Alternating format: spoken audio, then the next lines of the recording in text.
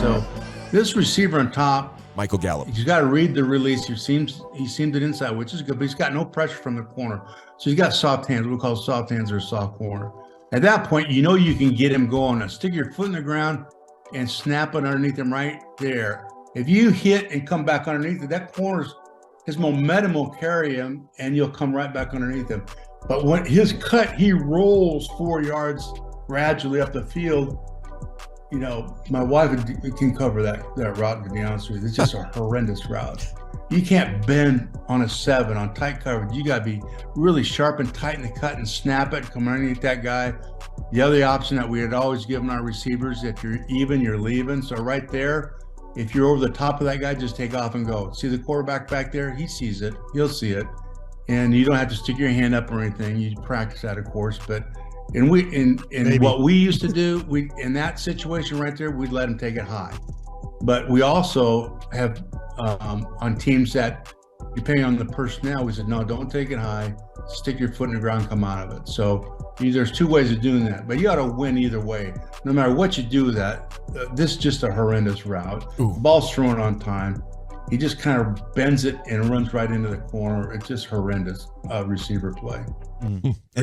Yeah, he was breaking down the Stephon Gilmore interception when they played the Colts on Sunday Night Football, and he's right. I mean, it's one thing when you hear an offensive coordinator that's won a Super Bowl break this down, but this is stuff that we saw all year long. Now, we say it, you're defending Dak. No, I mean, Dak deserves some blame with some of the decision-making, but clearly a lot of those interceptions, when you went back and looked at them, scheme and poor route running was definitely a factor in all of it. And Michael Gallup there certainly did run a very poor route, and he did quite often. I mean, he did it against Washington as well. You know, Michael Gallup wasn't himself last year. Yeah, maybe some problems really having some confidence coming off that knee. I want to ask you guys this question, though.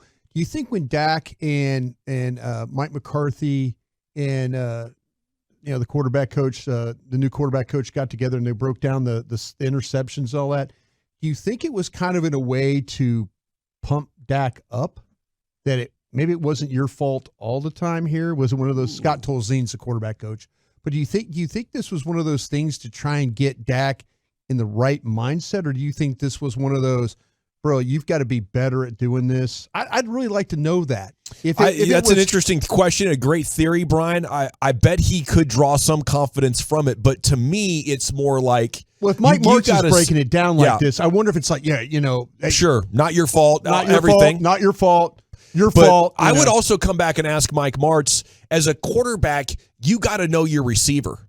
Yeah. And is Michael Gallup capable of sticking his foot in the ground and coming back into that ball? Yeah. Or do you look at that and say, hey, I'm not throwing with anticipation into that space? You kidding me? I got to assume that Michael Gallup is going to get to the other side of Stephon Gilmore. He's got a half step on him. He's farther up the field. Sure. He's got to hit the brakes, let Gilmore go by, and then get to the inside. Gallup couldn't. That's why he had to round it off so far behind Gilmore, and then Gilmore slides in front. If I'm Mike Martz, I'm like, yeah, crap job by Michael Gallup. If you're going to be up top, you got to send it, bro. We're going for 6 right now. If you're behind, then you cut it. But also, Dak, how did you think Michael Gallup was going to get there? And is Michael Gallup the most dependable guy? You have to know. Like, you tell a soccer team, hey, know who you're kicking it to. Are you crossing it to a girl who can actually finish this shot? Or, I'm sorry, a national team player who can actually finish this shot? Or is it better for the team that you just decide to take it yourself? You know, is this the kind of rep that you want to engage in? And I would say, based on that look, Dak shouldn't have thrown the ball. No, he probably should have gone up top to CeeDee Lamb, which is why some of this is the decision-making on Dak as well. But the play design and the route running certainly didn't help him in that situation. I would like to see Mike Martz break down the interceptions of the CeeDee Lamb. Yeah. That's what I wanted. The ones that went down the middle of the field. There's at least 2 in there that would be horribly on CeeDee. There was those kind that were right before the half. Yeah. Like the Green Bay one? Yeah, you're driving the ball. There was a game at AT&T that was the same way that you and I are getting ready to do a halftime show. Yeah, I think that honestly might have been the Indianapolis game as well. I mean, it was crazy that there were a couple of passes where he just, those are the ones, because I do feel like that if one of them is a better route runner than the other. Right. If you're throwing the ball to Anthony or to Noah Brown and intercept, I'm thinking, okay, that's probably Noah Brown. Right. Something's probably going on with Noah Brown. But when you're talking about receiver one, was receiver one right in his routes and quarterback was poor, or was, quarterback right and receiver poor? I do like what you're saying, though, in terms of them going over all these interceptions and maybe trying to build Dak back up. I don't think he's a guy that ever lacks confidence, but I think you could tell it was starting to irritate him. The questions were bad. Single post game. What's up with the interceptions? What's up with the and you could tell, I think human nature, right? You're going to be thinking about that. And then you have two against San Francisco in the playoff loss that were big reasons why you lost the game. Going into the offseason, I do think some of that, and maybe him trying to get Michael Gallup on that play, was trying to get MG in position to make a play, build some confidence there as well. Might not have been the best decision, but hey, that's my guy. I want to give him a chance to make a play on the ball. Yeah. So all of this could kind of go hand in hand when it comes to building confidence up. I think so, and I think it just brings up the topic. It's a huge year for Michael Gallup. It could be his final year, or he could get back to being that kind of guy that Dak could depend on earlier in his career. This has very much, Michael Gallup has very much what the Amari Cooper thing when that went down, when they basically told him, we need more from you. And I would wonder if somebody would have that conversation with Michael Gallup, because I'm not going to sit here and act like I know what his contract completely entails. I'm sure I can go in there and learn about it or ask about it, but there might be an out here with if you don't get some improvement from that. All righty, it is the GBag Nation here on 105.3 The Fan. A lot of stuff going on with the Cowboys. You have Mike McCarthy giving hints this week about the Cowboys offense and a push for more efficiency. We talked about this a couple of days ago, Wolchuk, when you were on assignment with the Texas Rangers. He says, talking about efficiency, we're always chasing that. We have the same numbers as we do as far as how we perform, but it's really the efficiency of those numbers, how you're throwing it. And I think situationally we've done some really good things, but there's some other areas we could be better in.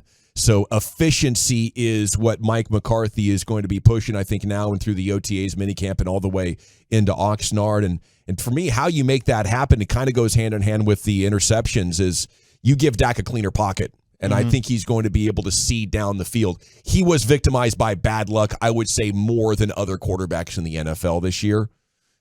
But you have to take on some of the responsibility as a quarterback of protecting your receivers from bad situations that they're in. I think he'll do a much better job of all those things, be more accurate if you just give him a cleaner pocket, which makes the draft priority crystal clear in my book. Yeah, no doubt. I mean, I think they're going into this thinking they need to go get themselves a left guard. I think it's likely that that's the pick at 26 if a guy's there that they like, unless somebody else just falls into their lap like CeeDee Lamb a few years ago, and they're like, man, we can't go ahead and pass on this player. This is too good a value right here. But a dominant offensive line certainly masks a lot of things. There's no question about that. I will say it's funny listening to McCarthy and reading some of those quotes. He's kind of gone the Jerry route where he's saying a lot without really saying anything. It's like, what are these things that you want to go ahead and fix? And listening to Jane Slater today on Good Morning Football, she's basically saying she doesn't know if McCarthy even knows the changes that he's making in the offense. He's kind of learning and figuring it out as we speak. Yeah, I think that with McCarthy, if you ever really listen to him talk, he'll football jargon you to death. And you're kind of like looking in like, it's almost like he's trying to talk over the heads of the media people that ask the questions. And then they all look at each other like, what did he just say? Right. But then when you really analyze what he's saying, he said nothing. Nothing. And so you're now going, well, why did he? So I think he plays with the media in that way. But this to me, this isn't about Mike McCarthy. This is about Brian Schottenheimer. Brian Schottenheimer is the one that's going to put in the offense. Brian Schottenheimer, I think, is eventually going to be the play caller here. Yeah. Because there's going to be a game or two where all of a sudden something slips through the cracks. Yeah. And then it's going to turn into, I need to be a better game manager. And I can't be the game manager and the primary play caller. Right. I think there's going to be, Mike McCarthy clearly wanted to move on from Kellen Moore. Kellen Moore wanted to be gone from here. It was clear of that, how quickly he signed with the Chargers, But that's where I think this is whole offensive attack. We're going to have to figure out what Brian Schottenheimer wants to do. And that's going to be running the ball more than a lot of the passing game fans want. Let's see. Okay. Let's see. Why? No, I'm just going to give me a minute here on this. let's see. Remember, we had an idea what we thought Dan Quinn was going to do when he came in. Dan Quinn, it's the cover 2, it's the press, right. And he really adjusted who he was to somebody completely different. So when you started to gauge, like, well, that doesn't look like what Dan Quinn does. We heard Mike McCarthy talk about going into the farmhouse and kind of, and you're like going, oh, okay. I don't. Well, then he admitted he lied in the introductory press. Yeah, but the whole thing with Dan Quinn is different than what he was with Atlanta. Yeah. So to me, that's the hope for me, is that the time that Brian Schottenheimer got to work on the defensive side of the ball, that he saw all these other offenses, and he's like, man, I can't be a 3 yards in a cloud of dust offense. Sure. I've got to come up with better, more creative ways of moving this ball. Don't you think it makes Dak more efficient if you do just run the ball more? I think it clearly helps. Yeah, there's no doubt. It clearly helps. That's got to be the biggest It's not an tangible thing. indictment on Dak, because first, when you say that, people immediately are like, oh, so you don't trust the quarterback. I don't think it's that at all. I don't think that the thing that when they start talking about run the ball more, I really don't think that's the case. I think it's trying to be, like he's talking about, more efficient at running the ball. More efficient, and they clearly want to play to the strength of their team, which they feel like right now is the defense. I mean, they talked about that at the beginning of the offseason. When you go back to Brian Schottenheimer in Seattle, what was the strength of those football teams? The defense. Right. That's why they ran the football as much. I will say, though, the head coach really wanted to run the football. No matter what, even if Schottenheimer takes over the play calling by week 6, which you're predicting. Yeah. That's my June prediction when you're sitting around. Right. And it might very well be accurate. I could see it happening. But it is on McCarthy. If that happens, is that not McCarthy saying, I couldn't handle this? And he's passing things off to Schottenheimer? There's two things that are going to happen here. Remember yesterday we were talking about what we thought might be a good and what would be a bad? And I thought a good about Kellen Moore moving on, because it could lead to Mike McCarthy getting exposed, and then you get Dan Quinn, and then you get a whole new offensive staff. So in with here him just saying, hey, I'm taking over the play calling, I'm going back to this. It's either going to work brilliantly. It's all on him. Or he is going to be back at the farmhouse in Green Bay, Wisconsin.